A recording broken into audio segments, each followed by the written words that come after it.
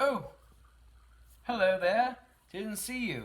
Well, since you're here, anyway, welcome to Tale Time with JBier. That's me, drinking Irish whiskey.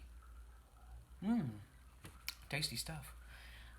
Why don't we talk today about a story I'm working on currently called Emerald Eyes. It's a short story, part of a collection, all each story taking place in the 20th century.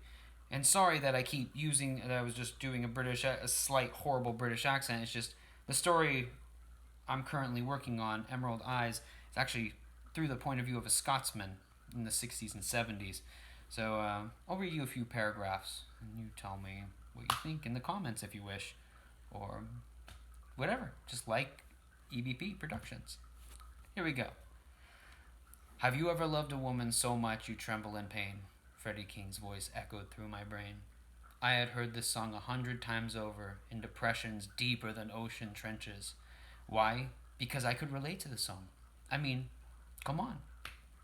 Have you ever loved a woman so much you tremble in pain? To say you vibrate in agony over a woman is an outrageous statement that can only stem from obsession. Not love, obsession. I'll take it a step further and tell you the next lyric. And all the time you know, she bears another man's name. Now this I understood quite well, then and now, though the woman I sought did not yet bear a name other than her own, but she came pretty damn close. Ah, but the comparison didn't matter to me on that horrific evening in 1979, a night that I had hoped would kill me. I remember how I lay in that stretcher, surrounded by paramedics who I faintly heard say gastric suction and naloxone. Some thing, medical thing. There was a whole lot of pain. I never heard myself scream, but I'm almost certain I did. The doctor later told me that my blood alcohol content was 0.35%. Between that, the opium I had smoked, and the cocaine I had railed, he said I should have died, or at the very least slipped into a coma. As I lay motionless on the hospital bed, I wondered what happened to me. What happened to that sweet, fun-loving musician who cared nothing of the future or the past, only of his friends and art? I wanted to blame Cassie Quinn. I wanted to blame my woman like a furious blues ballad.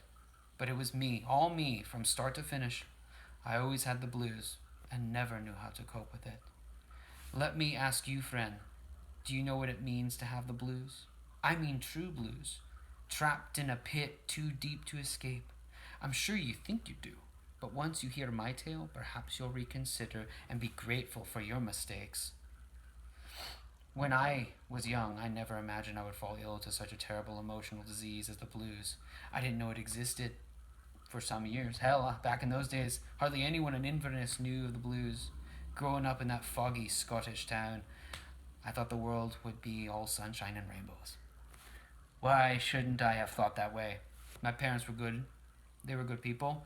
They raised me in the Christian faith and loved me more than could have been commanded by the Lord. They told me, Ulan, always remember that you need 3 things to live a happy life. A good moral compass, a decent education, and at least one friend with whom you might share in good fortune and bad. Despite that I lived by those guidelines throughout my childhood, they could never have prepared me for the brutality of secondary school, that is, chiefly girls. I was so used to my all-boys primary academy, but the new trend of mixed schools was cheaper and progressive. My parents went with it, being a chubby, pimple-faced 14-year-old with a brown mop of hair. I was an outcast with few friends, and no girls wanted to touch me, which only increased my insecurities. It was that year, 1960, that American music finally reached Inverness. I mean, country music, blues, and rock and roll. I tuned into them all, especially the blues, because I could relate. I took up the guitar and began to write my own blues music, though none but my parents wished to hear it. Then everything changed when I turned 16. I lost a lot of weight and my acne decreased by half, granting me access to girls. I lost my old friends, and this happened because I entered a new clique. Yet it was a move that would affect the rest of my life. One last paragraph.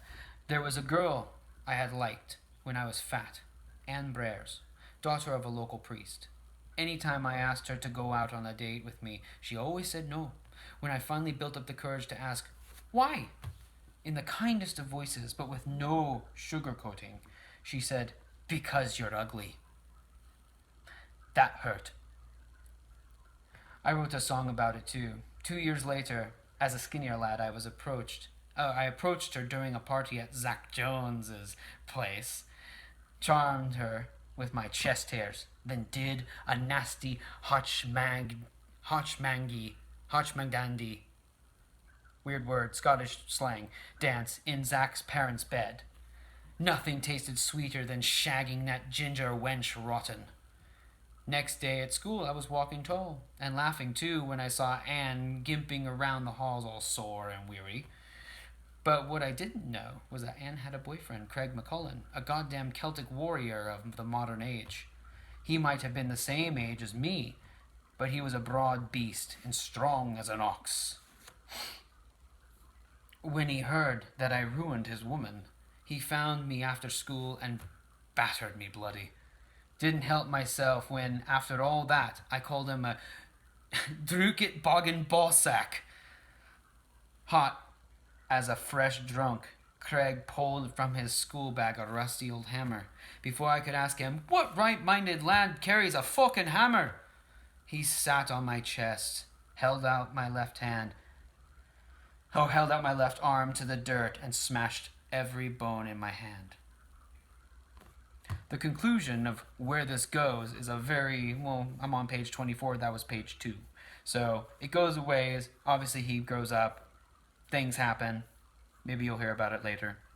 Anyway, it's been wonderful having you on Tale Time with JBier. Cheers!